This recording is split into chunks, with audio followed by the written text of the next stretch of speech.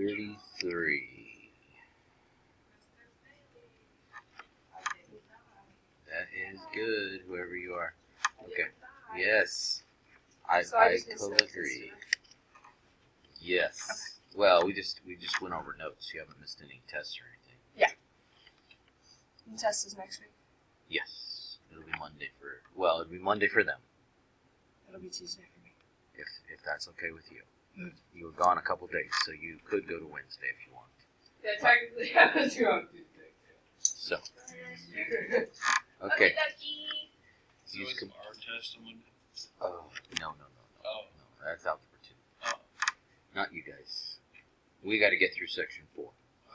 And we've got 2, 3, and 4 to do.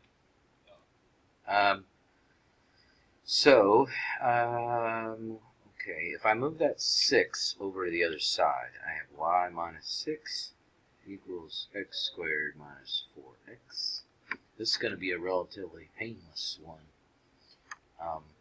B squared over 4 times a is how much? It's 16 over 4, which is 4. Okay, so that number is going to get added. Oops, not that. Switch to this color. That number is going to get added to both sides of the equation. Okay, now you tell me what to do. So they're going to combine, so it'll be y minus 2 equals x squared minus 4x plus 4. Okay, now can you decide how to factor it? Is it x minus 2? It is. Okay, so now get y by itself. Y equals parentheses x minus 2 squared plus 2. There you go. So that was a fairly painless one, right? Not too challenging. All right. What else? Probably number... Pick something with a leading coefficient that's not a 1. 37. 37? Okay. So I'm going to push that 7 to the other side. Y minus 7 equals 2x squared plus 6x. Now, this one is also not unreasonable, right? Because, so what's my b squared over 4a in this case? 6 squared over 4 times 2. That'd be 36 over 8. Should be 4. Well, 36 over, 8 reduces. I can take a 4 out of the top and take a 4 out of the bottom, but that's only going to give me 9 over 2. Okay?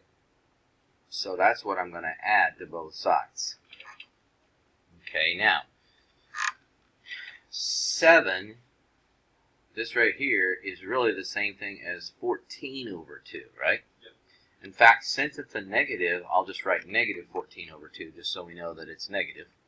And if I add 9 over 2 and negative 14 over 2, I should have y minus 5 over 2. Okay, now, what are we going to pull out of these 3 terms?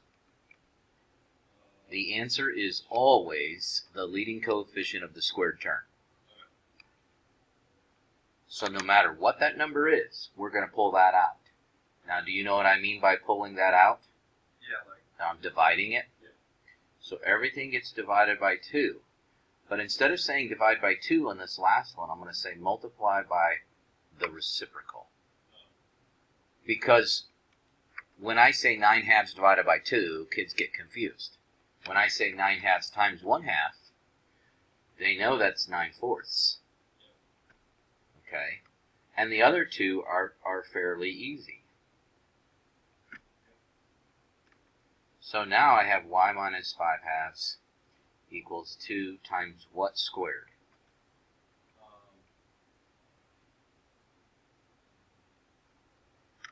Well, the first part's easy, right? X. Yeah. All right, what do I do with this middle value to find that part?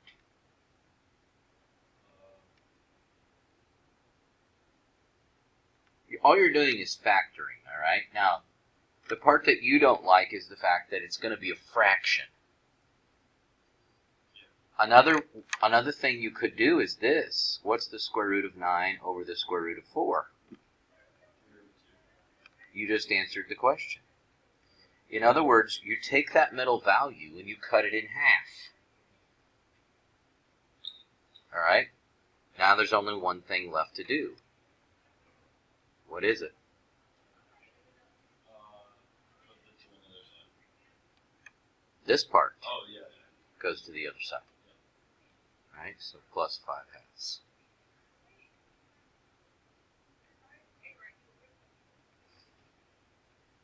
And that's your final answer on that. So you don't have to like cut the 5 over 2 into anything? Nope. Yeah, that makes sense. Nope. Just kids don't like dealing with fractions.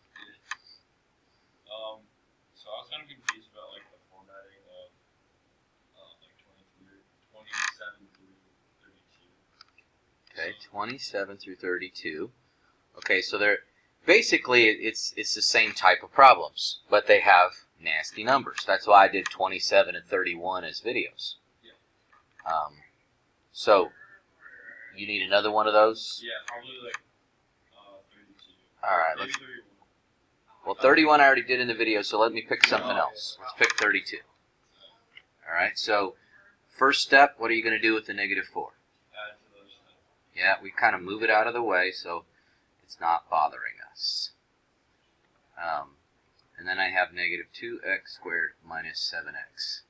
Now this is probably going to be a nasty one. Negative 7 squared over 4 times negative 2. So that is 49 over negative 8. Ooh, that is going to be ugly. Okay. And so I'm going to do the same thing on the other side. Negative 49 over 8. Now if you want to write positive 4 in terms of eighths, right? That'd be positive 32 over 8. You understand that part? Yep. Okay. So it'd be negative 17 over 8. Thank you very much. Y minus 17 over 8. Okay. Now, out of these three, what are you going to factor out? You're going to factor out a negative 2, right? Yeah. So you're going to go through this entire thing and divide by negative 2, divide by negative 2, multiply by negative 1/2. Okay? So that's going to give me x squared plus 7 over 2x plus 49 over 16. Right? Because you got... Does all that make sense? Yep. Okay. So now I've got y minus 17 over 8 equals negative 2 times something squared. What does this factor into? X, obviously. Yep. What do you do with the middle number?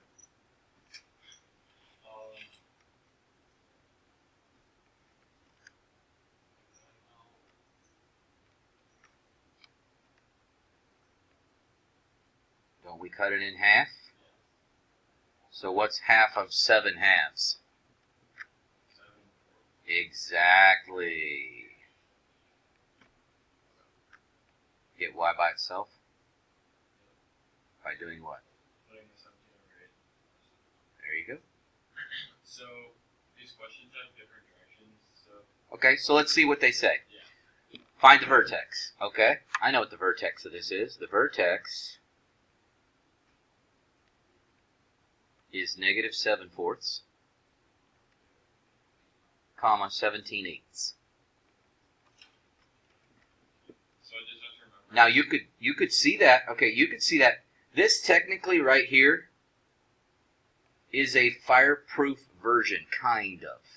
But you can see the H and the K right here. That's the shift right, left, up, down. And in this case, it's going left 7/4 and up 17/8. So if I just remember that it's the not variable, the thing inside the Yes. Okay. Even if we took this back to what we call fireproof form. Okay. So let's see here. Do I have any blank space I could use? Probably not. I'll try to write on top of 39 and 40 here. Y minus 17 over 8 equals, oh, let's do that, over negative 2, okay, equals x plus 7/4 quantity squared. So we could talk about left 7/4, up 17/8. It's been vertically stretched by 2, and it's got a reflection across the x-axis because the y value is negative. All of that stuff is happening with this parabola. So if you remember the idea of fireproof form, or the graph standardization theorem, in its more technical name, that's the same type of thing that you're doing here. I know in Algebra 2 we said things like, it's backwards of your common sense on the inside and exactly what you think on the outside.